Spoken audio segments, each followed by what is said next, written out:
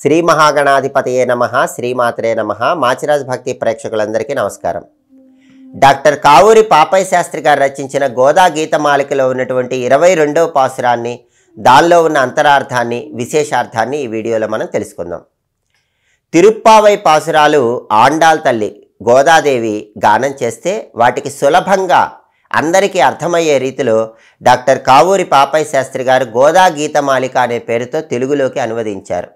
ఈ గోదా గీతమాలికలో ఉన్నటువంటి 22వ పాసురాన్ని, దానిలో ఉన్నటువంటి అంతరార్థాన్ని, విశేషార్థాన్ని మనం పరిశీలిస్తే ఈ 22వ పాసురంలో డాక్టర్ కావూరి పాపయ్య శాస్త్రి గారు ఏ విధంగా వర్ణిస్తున్నారంటే, శరణు శరణు కరుణాలయ, శరణు శరణు విశ్వమయ, శరణు గగనధునీ చరణ, శరణు శరణు నారాయణ, అందమైన అవనీతలమంతయు గెలిచిన రాజులు అహము వీడి నీ చరణములాశ్రయించి తరించెదరు.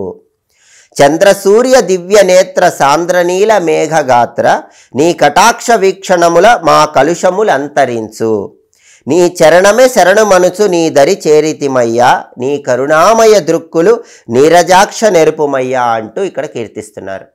దీనిలో ఉన్నటువంటి అర్థాన్ని పరిశీలిస్తే, శరణు శరణు కరుణాలయ, శరణు శరణు విశ్వమయ, శరణు గగనధునీ చరణ, శరణు శరణు నారాయణ. అంటే నీవు తప్ప ఎవరూ దిక్కులేరు స్వామి, శ్రీకృష్ణ పరమాత్మ మమ్మల్ని అనుగ్రహించు, మాకున్నటువంటి ఆత్మాభిమానం, దేహాభిమానం మొత్తం దూరం అయిపోయింది, మమ్మల్ని అనుగ్రహించు అని ఆండాల్ తల్లి గోపికలందరూ కృష్ణుణ్ణి ప్రార్థిస్తున్నారు.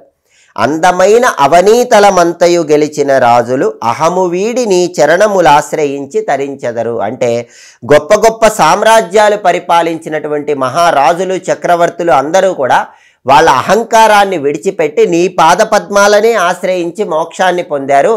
అందుకే నీ పాదపద్మాలు ఆశ్రయించడానికి మేము వచ్చామని దీనిలో ఉన్న అర్థం. చంద్రసూర్య దివ్య నేత్ర సాంద్రనీల మేఘగాత్ర, నీ కటాక్ష వీక్షణముల మా కలుషములు అంతరించు. అంటే సూర్యుడు చంద్రుడు 2 నేత్రాలుగా కలిగి ఉన్నటువంటి శ్రీకృష్ణ పరమాత్మ నీ కరుణా కటాక్ష వీక్షణాలతో మాకున్నటువంటి కలుషాలన్నీ, చెడులన్నీ కూడా తొలగింపజేయి అని అర్థం. అలాగే నీ చరణమే శరణు మనుచు నీ దరి చేరితిమయ్యా, నీ కరుణామయ దృక్కులు నీరజాక్ష నెరుపుమయ్యా. అంటే నీవు తప్ప ఇదప్పరం బెరుగము అని అర్థం. అంటే వీళ్ళ అంతరంగంలో ఏముందో నేను అనుగ్రహించకపోతే వేరే చోటికి వెళతారేమో అని శ్రీకృష్ణ పరమాత్మ అనుమానం. కానీ వీళ్ళందరూ ఏం చెప్పారంటే, భూమండలాన్ని పరిపాలించిన మహారాజులందరూ కూడా నీ మంచం కోళ్ల దగ్గర గుంపులు గుంపులుగా ఉండి నిన్ను శరణాగతి కోరుకుంటున్నారు. విభీషణుడిలాగా పూర్ణ శరణాగతి మాకు అనుగ్రహించు స్వామి అని ప్రార్థించారు. అప్పుడు స్వామి మీకేం కావాలని అడిగితే, స్వామి నీవు నిద్రలేచేటటువంటి సౌందర్యాన్ని మేము చూడాలి, అలాగే నీవు దివ్య పద్మాలు వికసిస్తున్నట్లుగా నేత్రాలు తెరవాలి, ఆ సౌందర్యాన్ని మేము చూడాలి.